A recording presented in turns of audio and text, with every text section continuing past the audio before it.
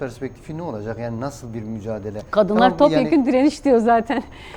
Yani direnişin boyutları nasıl olmalı? Yani özellikle örgütlenme boyutuyla. Şimdi Rojava ekseninde biliyoruz yani kadın örgütlerinin örgütlenme düzeyi, kendini savunma örgütlerinin yapılanmaları. Ama bunun bütün Suriye açısından yani biz entegrasyon süreci dediğimizde yani olayı Suriye'nin geneline yayılmış bir demokratikleşme süreci olarak ele alıyoruz.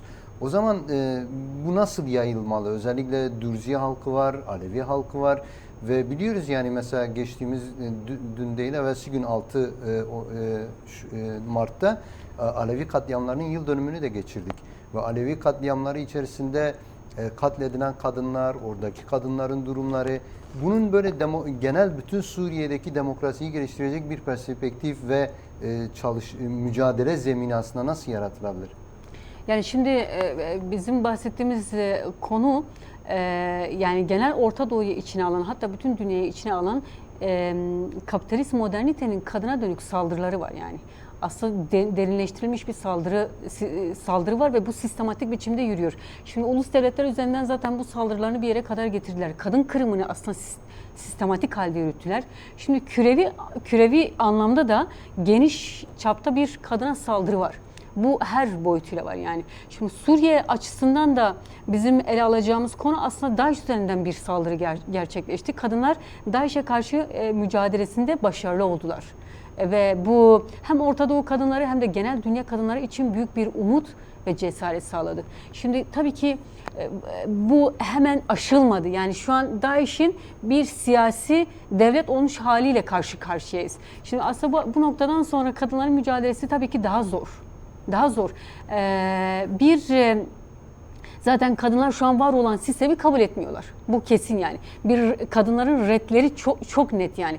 Bir kere kadınların bu redleri netlik kazandıkça zaten o sistemin bunun karşısında durabilme şeyi de zayıflar. Şimdi kadınların redleri üzerinden bir mücadele alanı oluşuyor. Druzi kadınlar, Alevi kadınlar, Kürt kadınları, Arap kadınları, Alevi, Ermeni ve Süryani kadınları da bunun içerisinde. Şimdi kadınlar artık bu konuda hemfikirler yani. Bu bir ulusu, bir ırkı ya da bir inancı aşan düzeyde saldırılar.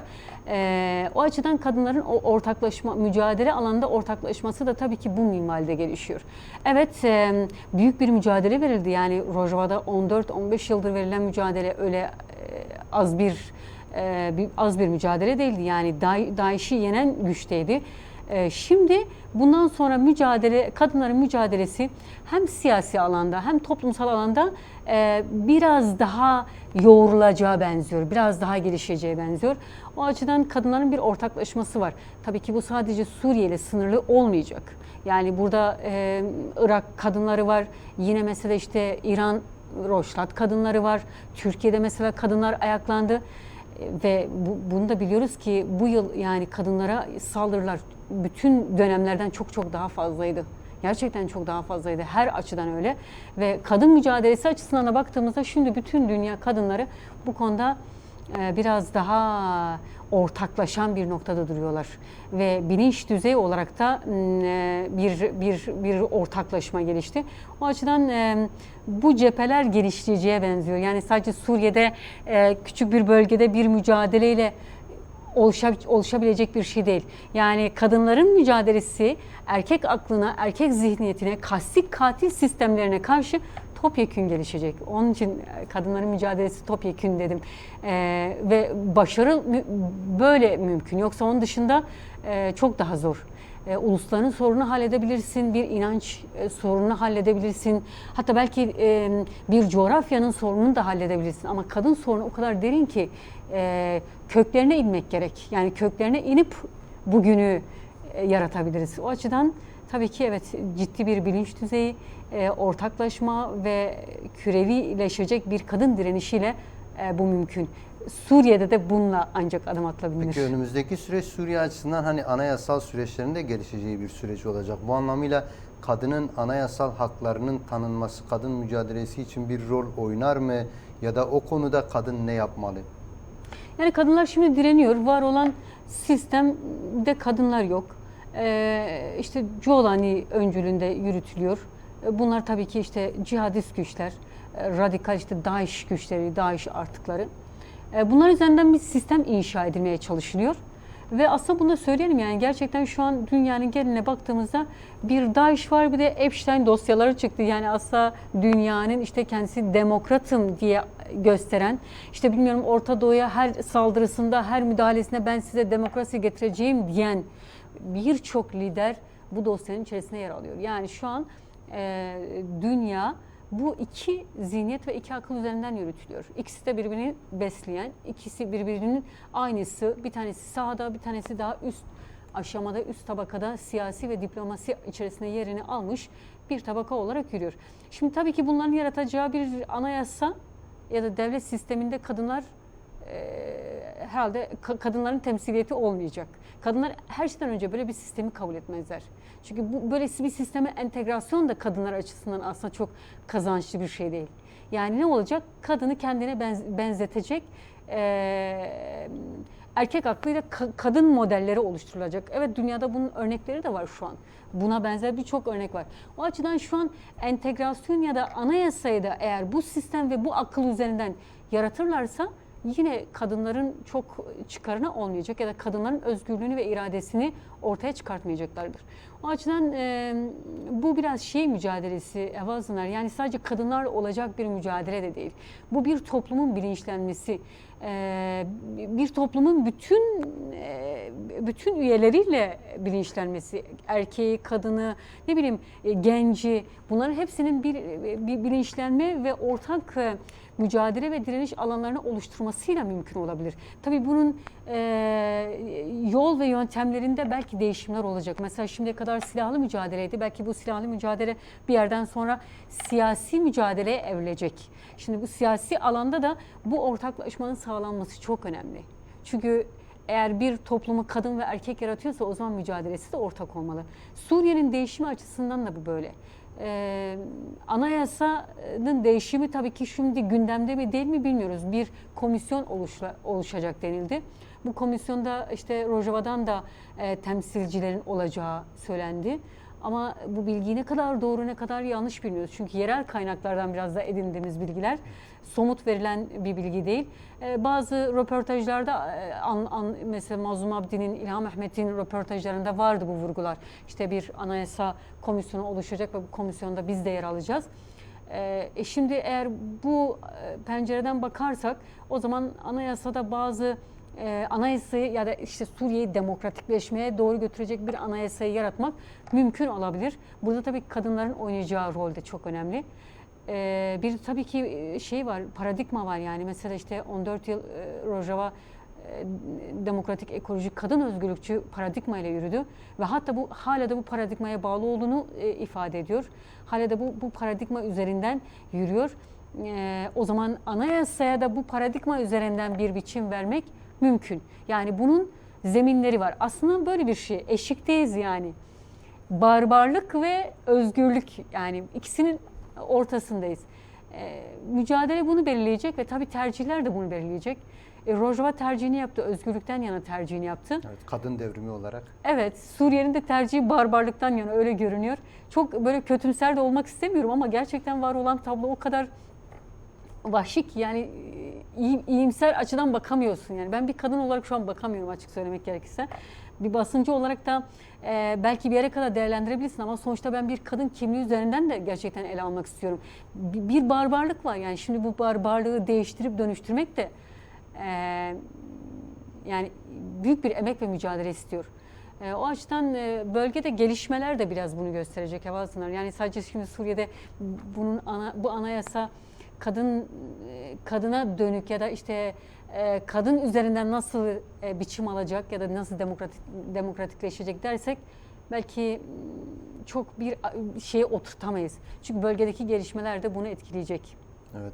Yani belirttiniz aslında, yani barbarlık olarak nitelendirilen biraz kastik bir yapı Evet. Şu anda Suriye'de oturtulmaya çalışılıyor ve bunun dış ayakları da çok fazla. Ve aslında yani geçen süreçte de gördük, yani en fazla bu konuda mağdur olan, en fazla direnen ve direndiği kadar da aslında hedef olan kadın oluyor. Şimdi bu geçtiğimiz süreçte özellikle kadınların savaş içerisindeki durumunu nasıl değerlendirmek gerekiyor? Şu anda kadınlar hani direniş boyutu dışında toplumsal anlamda yani sadece savunma güçleri içerisinde hedef olan kadınlar işte binalardan atılan belirttiniz yani işte örgüleri kesilen değil de onun dışında şu anda göç etmek zorunda olan kadınlar var. Şu anda Haseki alanında 250 bin insandan bahsediliyor. Bunların yarısından fazlası kadın ve çocuklar. Bunların durumu nedir? Gerçekten 8 Mart gibi bir günde bunlara dönük nasıl bir çalışma yürütüldü? Rojava'da kadınlar büyük bir emek verdi. Bunu görmek gerek. Gerçekten hakkını da vermek gerek. Çünkü Bağız rejimiyle yani oluşan sistemde kadınlar yoktu ve çok hep ötekileştiren, hep ezilen taraf olarak görüldüler. Tabii şimdi oluşan cinsiyetçiliğin topluma sirayeti de çok derin. Bunu görmek gerek. Kürt toplumunda da öyle. Ailecilik, işte aşiret olgusu, yine mesela işte diyelim ailedeki bağlar üzerinden kadını ele alan faktörler çok şey yani böyle kadını köleleştiren, kadını hiçleştiren, kadını öteki olarak gören olgular üzerinden hep oturtuldu. Şimdi kadınlar aslında buna dönük bir mücadele yürüttü. Çok yoğun bir mücadele yürüttüler. Bunu ekonomi alanında yaptılar. Bunu sağlık alanında yaptılar. Bunu eğitim alanında yaptılar. Bunu işte toplumun ama hemen hemen bütün katmanlarda, bütün alanlarında yapmaya çalıştılar. Aileyi değiştirmeye çalıştılar kadınlar. Çünkü var olan aileyle kadınlar artık yürüyemiyorlardı. Yani tabii ki Kürt toplumunda böyle bir kültür de var. Yani kadınlara saygı ya da kadınların durduğu nokta her zaman biraz daha böyle o eski inançlara da dayalı. Yani mesela işte o Zerdüştlük inancı, o Eczalık inancı, biraz o eşitlik olgusu hep bir yani kültürel olarak hep canlı kaldı Kürt toplumunda. Ama tabii ki yılların vermiş olduğu bir baskı, zulüm topluma da sirayet etti. O açıdan aslında Rojava'da da kadınlar gerçekten bu konuda büyük zorluklar yaşadılar. Bir taraftan DAEŞ'in saldırıları, bir taraftan da toplumsal baskılar, işte namus olgusu, aileye hapseden tutumlar vardı ve buna karşı kadınlar 14 yıl boyunca yoğun bir mücadele verdiler. Tabii ki şu aşamada her şey oldu, bitti ve kadınlar özgürleşti diyemiyoruz. Hala da bu mücadele devam ediyor. Çünkü bu sınırsız bir mücadele, yani sonu gelmez bir mücadele. Noktaya koyamazsın yani. Virgül var ama bu devamlılık arz eden bir mücadele. O açıdan Rojava'da kadınlar bunun mücadelesini yoğun verdiler. Tabii şey noktasına bakmak gerek. Yani mesela şimdi Orta Doğu'da mücadele veren kadınlar hep hedef oldu. Yani mücadele veren kadınlar hep hedef oldu. Mesela bundan kaç gün önce Irak'ta Yanar Muhammed mesela katledildi. Bir kadın aktivist, yani bir kadınlar için mücadele etmiş, Ezdi kadınlar, Şii kadınları için yoğun mücadele etmiş bir kadın. Ve aslında kadınların o ortaklaşmasına önem veren ve bunun için de büyük emekler vermiş olan bir insandı ve mesela katledildi. Şimdi Rojava'da da bunun örneklerini görüyoruz. Mesela yani birçok isim var ki mesela aslında bunu sıralayabiliriz. Bu mücadele verirken mücadele alanlarında katledildiler. Ve bugün bu emek ve bu miras üzerinden Rojava'da kadınlar bir mücadele alanı oluşturdular. Bunu görmek gerek. Şimdi söylemek gerek burada aslında. Bu kadınların vermiş olduğu bu emek şu an mesela işte hiçe sayılmak isteniyor. İşte entegrasyonla birlikte belki vurgulamak gerek. İşte mesela ekonomi alanı dışında tutulmak isteniliyor. Yine mesela işte eğitim alanı dışında tutulmak isteniyor. Yine işte mesela sağlık alanı dışında tutulmak isteniyor. Bu açıdan kadınların tabii ki hala yani tuttukları mevzilerde durmakta direnen bir yanları var. Bu devam edecek tabii ki. Ama tam olarak söylemek gerek, yani bu konuda sistem nasıl bunu sürekleştirecek ya da nasıl bunu genel Suriyelileştirecek noktasında hala zayıf kalan bir mücadele var. Hala yeterli olmayan bir örgütlülük var. Bunun belki tamamlanması gerek. Tabii ki onun dışında Rojava'da kadınlar hem anneydi, hem eşti, hem arkadaştı, hem kardeşti. Bunun bir bağı var, yani bu toplumsal bağ var. Bu toplumsal bağ üzerinden kadınlar büyük bir duygusal çöküntü yaşadılar. Son süreçlerde özellikle gelişen şehadetler, bu 14 yıl içerisinde binlerce şehit oldu Rojava'nın. Tabii ki bunların içerisinde binlerce kadın şehidi de var. Bu konuda kadınlar duygusal olarak büyük bir kırılma demeyelim ama bir çöküntü yaşadılar. Bir yara var yani hala kanayan bir yara var aslında.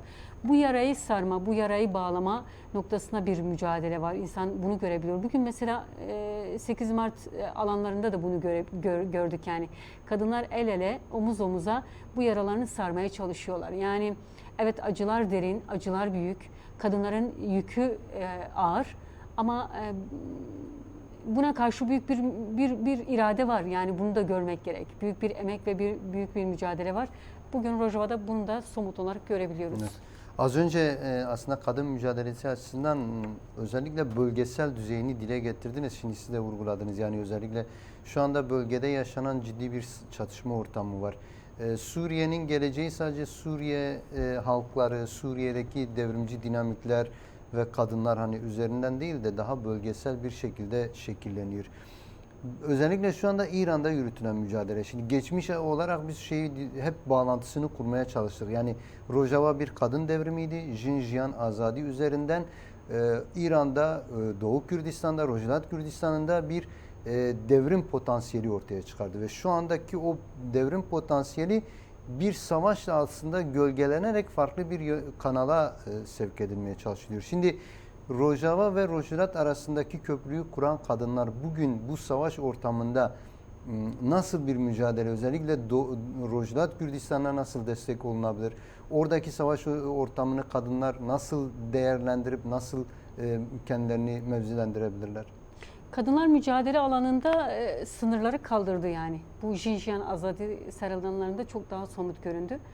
Bugün Rojava'daki meydanlarda da mesela esas slogan Jinjiyan Azadi'ydi. Jinjiyan Azadi ile biz kendimizi savunacağız. Bu felsefe üzerinden kendimizi savunacağız ve örgütleyeceğiz sloganları öne çıkıyordu. Şimdi İran açısından da aslında şeyi görmek gerek. Evet yani İsrail ve Amerika'nın saldırıları oldu. Hala devam ediyor. Belli ki büyük bir savaşa da evrilecek. Zaten savaş aslında şu aşamada bile büyük ve ağır yürüyor.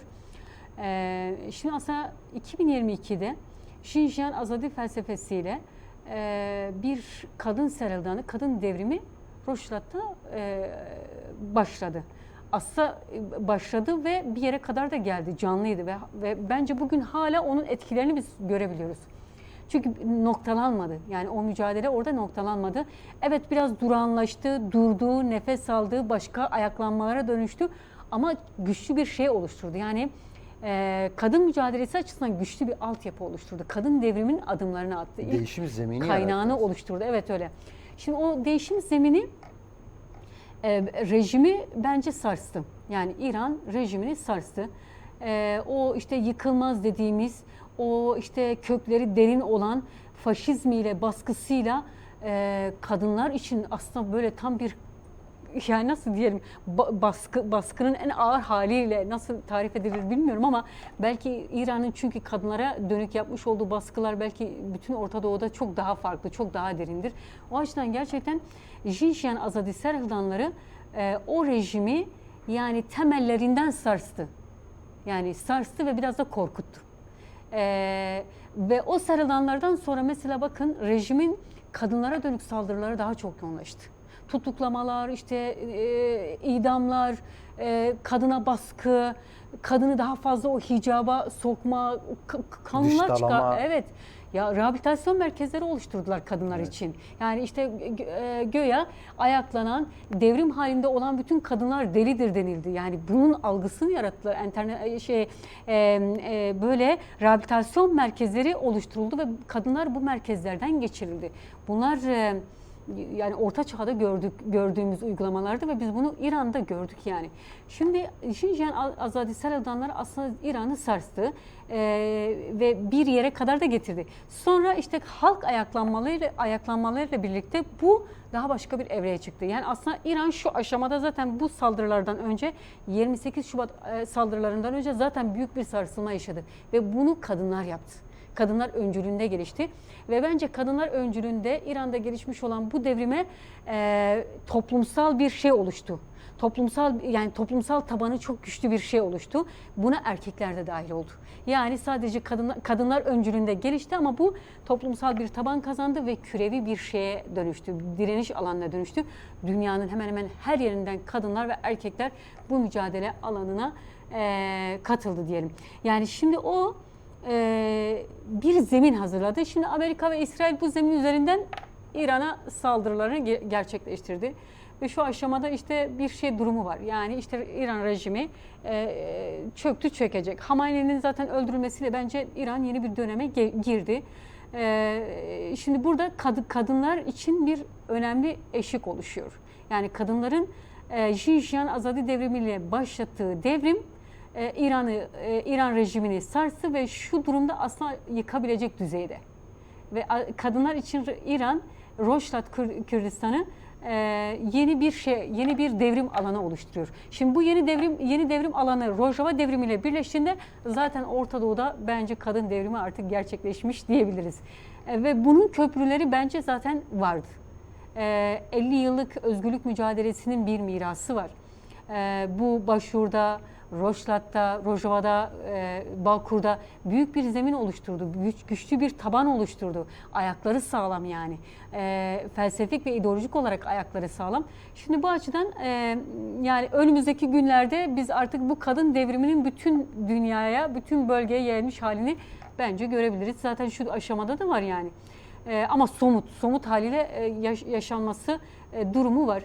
Tabii ki Rojava'da da güçlü bir altyapı var. Yani kültürel, inanç olarak da güçlü bir altyapı var. Kadınlar o konuda bilinçli. O kültürel altyapı kadınlarda çok canlı. Bir toplumsal bağ oluşturuyor. Şimdi Rojava'da da bu 14 yılla birlikte bu bağ güçlendi. Bunların birbirini tutması toplumsal anlamda da büyük değişimler yaratacaktır yani. Toplumsal ve kadın kimliği açısından da büyük değişimler yaratacaktır. O açıdan bölgedeki gelişmeler evet bence kadın boyutuyla çok daha büyük gelişmelere evrilecek gibi görünüyor. Kürtler tabii ki bunda önemli bir aktör. Belki buraya da vurgu yapmak gerek.